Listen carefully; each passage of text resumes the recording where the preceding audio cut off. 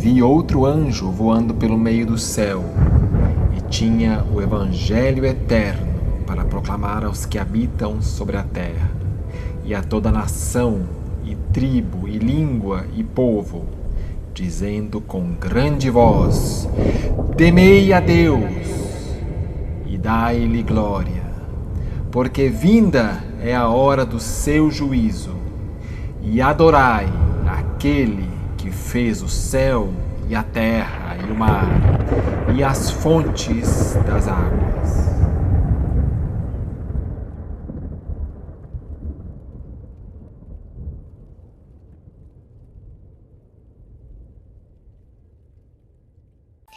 Eu nunca fui para a escola. Meus pais me educam em casa e sou feliz. Somos da organização Congresso Missionários Voluntários, porque não somos pagos por nenhuma igreja para pregar a palavra. Na verdade, não somos afiliados a nenhuma organização de igreja cristã. Fomos excluídos por ser independente demais. E eu, Daniel, quando me formei em engenharia na Suíça, preferi não exercer essa profissão, mas decidimos ser voluntários em um país pobre. Passamos 2 anos em Honduras, ajudando crianças e pregando a palavra de Deus em uma aldeia. Depois, minha mãe ficou grávida de mim e desde então somos voluntários aqui no Brasil, tendo o prazer de pregar para o mundo inteiro em português, traduzido por inteligência artificial. Mas sabe, eu notei que nesses anos em que fomos missionários na América Central, mesmo ajudando a outros num serviço abnegado pelos pobres, meu coração continuava tendo más tendências. Tentações vinham a mim e às vezes eu tropeçava. Realmente vivemos num mundo corrompido e somos influenciados para o mal. Porém, cremos que há um lugar melhor ao qual queremos ir. Mas nós não podemos ir com nossas próprias forças. Precisamos de ajuda externa, uma ajuda do alto, que é a ponte para sermos iluminados e chegar à realidade final. Para conseguir, precisamos invocar a quem nos pode ajudar. Todo aquele que invocar o seu nome de todo o coração será salvo. Seu nome é Jesus Cristo. Deus o Pai tanto amou esse mundo que deu seu único Filho, Jesus Cristo, para que todo aquele que nele crer escape da destruição final e tenha a vida eterna. Porque Deus amou o mundo de tal maneira que deu seu Filho unigênito, para que todo aquele que nele crer não pereça, mas tenha a vida eterna, mas tenha a vida eterna.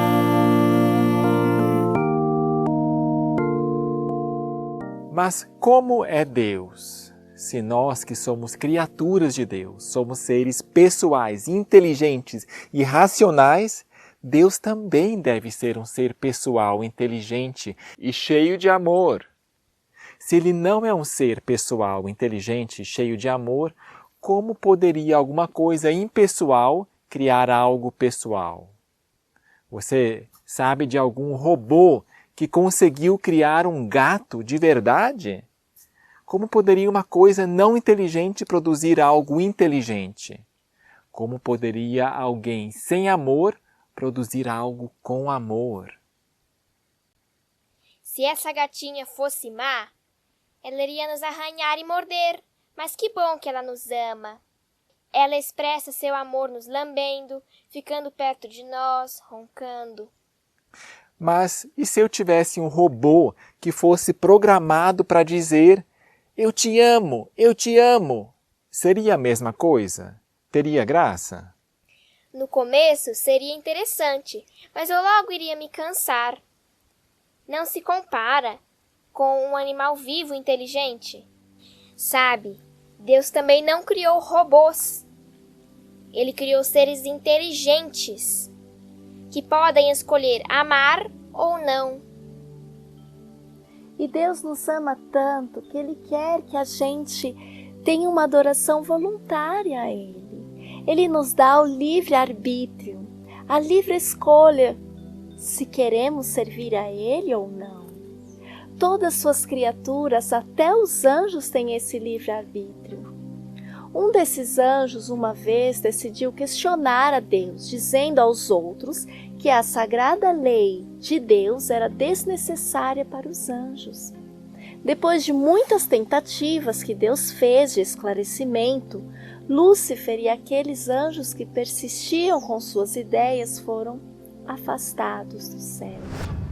Deus continuou dando livre-arbítrio e quando os primeiros seres humanos foram criados, Satanás veio e enganou a Eva, dizendo que, caso comessem da árvore proibida, seus olhos seriam abertos e iluminados. Ela buscou a iluminação falsa e logo seu marido Adão também comeu do fruto proibido. Com isso, eles infelizmente escolheram se afiliar ao governo alternativo de Lúcifer ou Satanás, o diabo. Desde então tem havido maus desejos entre nós e sofrimento entre os seres humanos. Mas o amor de Deus continuou tão grande que Ele enviou seu Filho a se tornar ser humano e morrer por nós.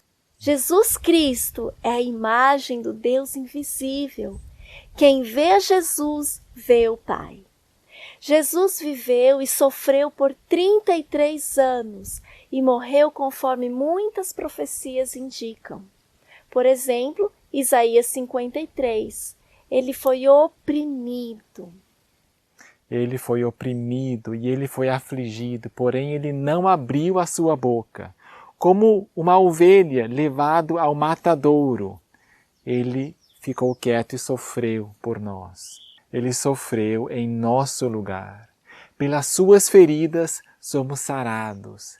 Ele tomou o nosso karma mal, carregou nossos pecados e morreu na cruz para que nós tivéssemos vida. Linda notícia! Isso se chama justificação. Podemos, em oração, lançar todas as nossas ansiedades sobre Jesus. Além disso, Ele transfere para nós todo o seu bom karma, os seus méritos, as suas virtudes, sua justiça. Isso se chama santificação. Seja franco consigo mesmo. Reconheça que você e eu também somos imperfeitos, temos falhas. O que faz mais sentido? Que você, imperfeito, consiga a salvação por si mesmo ou que um Deus perfeito obtenha a salvação para você?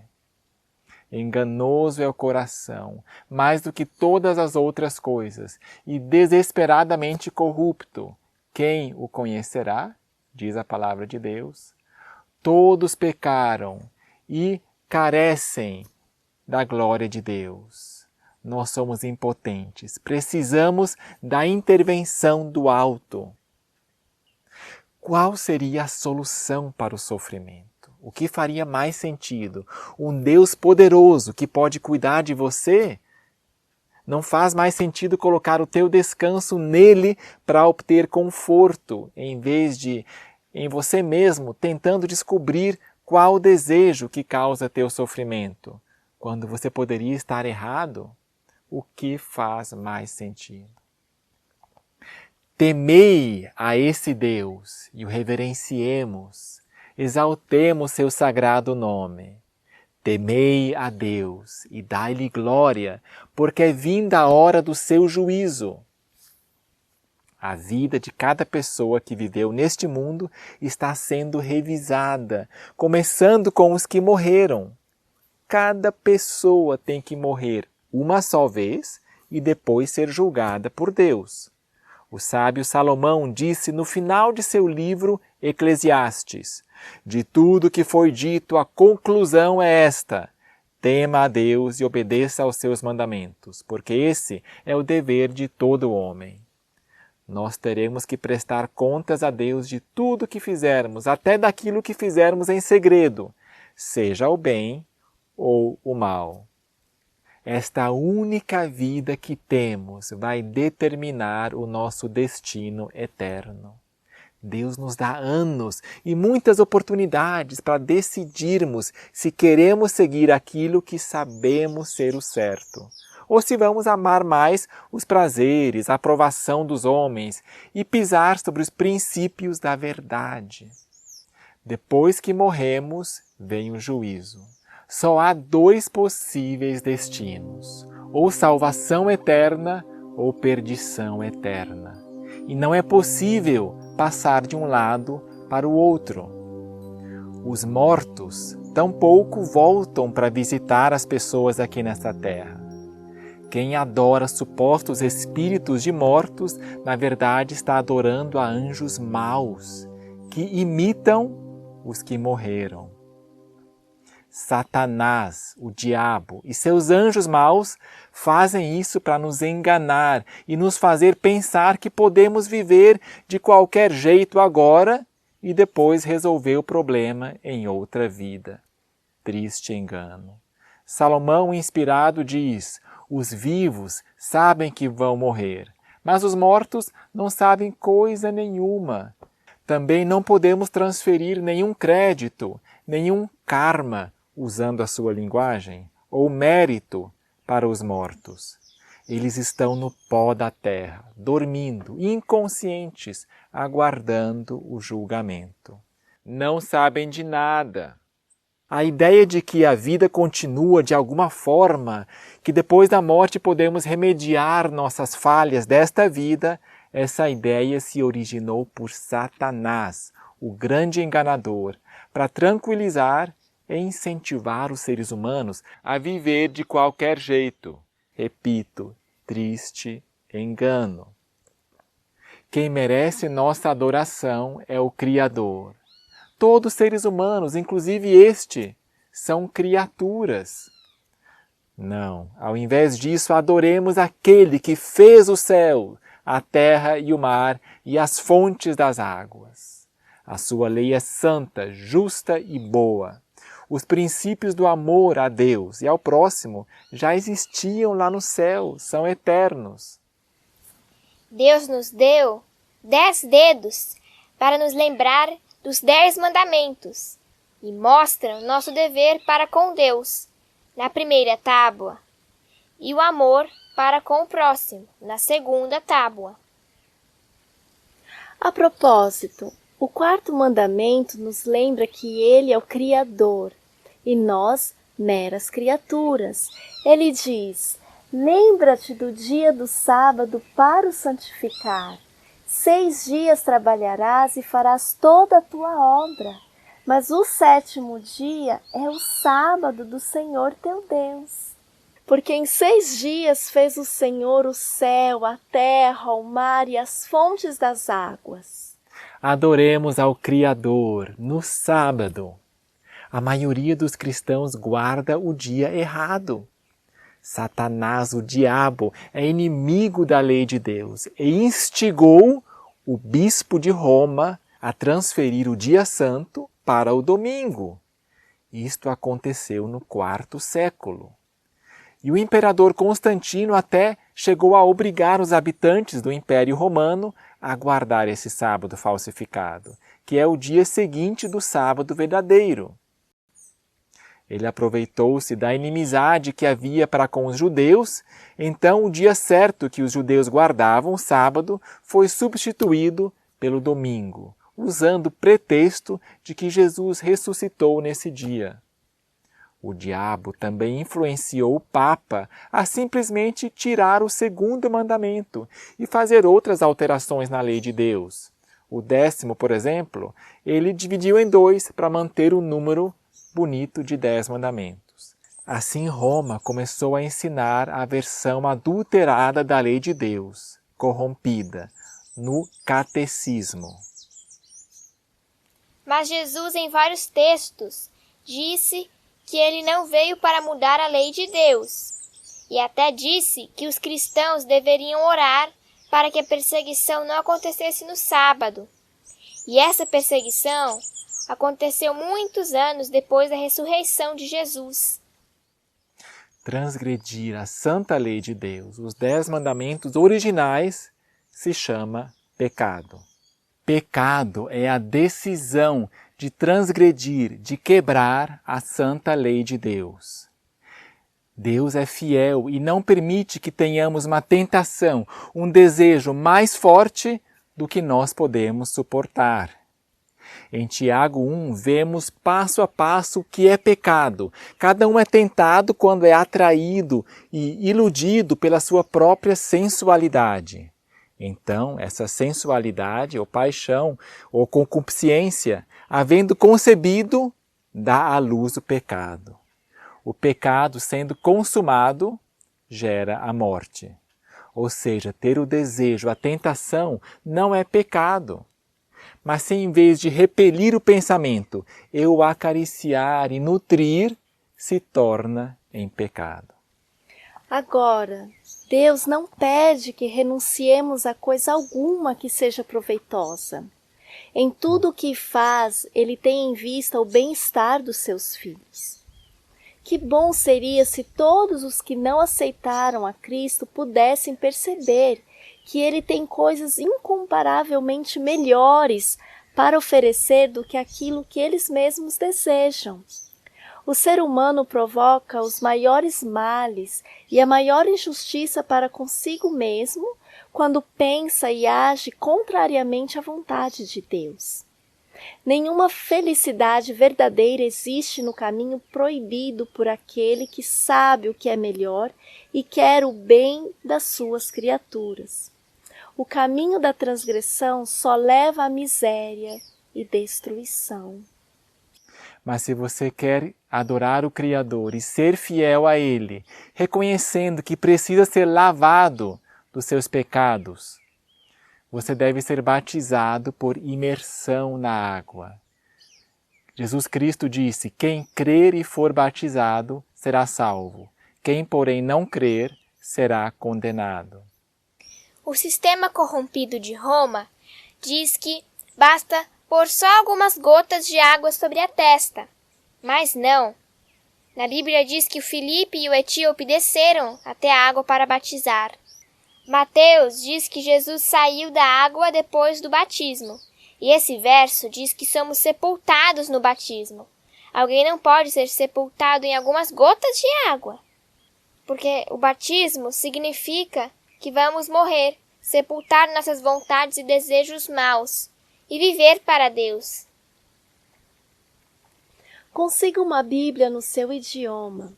Evite as versões mais modernas que diluem o conteúdo, mas procure uma versão mais fiel ao textus receptus. Além disso, vamos deixar nesse link um livro para você ler com calma esses passos rumo a Cristo. O ideal é que você não continue vendo o resto dessa série de 3 vídeos antes desse fundamento estar bem mastigado e assimilado, senão pode dar indigestão. Vai nesta página e baixe o livro eletrônico. Para abrir esse arquivo especial, recomendamos que tenha instalado em seu celular um leitor de livro eletrônico como esse. Em último caso, baixe o PDF mesmo. Esse livro vai abrir os teus olhos e te converter das trevas à luz e do poder de Satanás a Deus. O que adianta ganhar o mundo inteiro e perder a sua alma? Ou o que dará o homem pela sua alma? Se um demônio está atormentando a sua vida, você pode sentir talvez uma brisa gelada, um vento gelado, precisando sempre estar de blusa, sentindo frio. Eu gostaria de fazer contigo agora uma oração de libertação, especialmente nesse caso, para que Jesus Cristo te possa libertar das trevas para a luz. Vamos, portanto, nos ajoelhar para falar com o nosso Deus.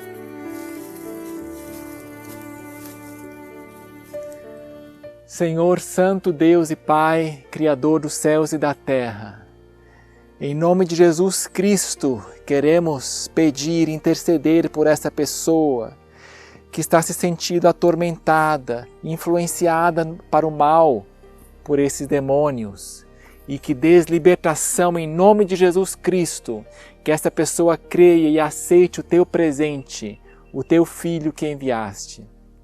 Muito obrigado, Pai, por tua misericórdia e por tua graça. Venha o teu reino e conduz as pessoas na salvação através desse livro, Passos para Cristo. Em nome de Jesus Cristo oramos. Amém. Depois, no próximo vídeo, eu vou apresentar em 15 minutos um resumo da Bíblia e, em seguida, mostrar como o sistema do anticristo Babilônia perverteu tantas verdades bíblicas. Deus está juntando as pedras que Roma espalhou para que atinjamos uma realidade melhor com menos sofrimento do pecado. Que Deus ilumine os olhos do seu entendimento.